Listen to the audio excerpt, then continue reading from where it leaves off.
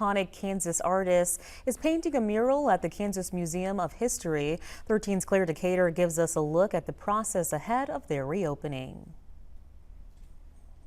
Yeah, Victoria, nearly 20 commercial pieces, over a dozen art pieces, and tons of murals Stan Hurd has painted across the Sunflower State. Just 3 months ago, he began painting a piece that he says is one of the most important he's ever done.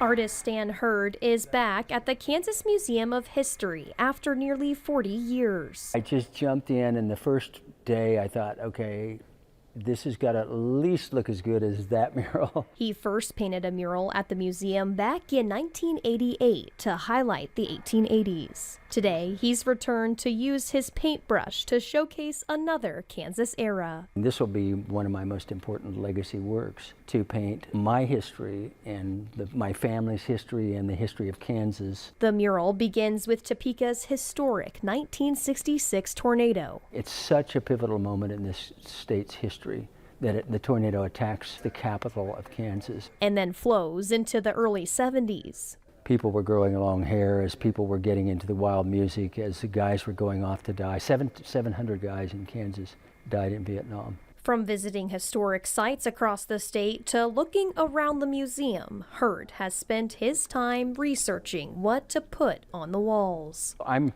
immersing myself in just layers and layers and layers of Kansas history. Displaying the rich history of the national impact of Kansas was one of Hurd's goals with the mural. Museum leaders say this is exactly what they were looking for. We are in the center of this country, and yet so many things and ideas feed through here, and so it's exciting to get to highlight so many of those Kansans, both more famous and everyday, who make up the history. I think the most important thing is that Kansas has, as William Allen White said, so goes Kansas, as goes the nation. So we are not the backwater here. We also have some exciting news. The official reopening date of the museum is November 22nd.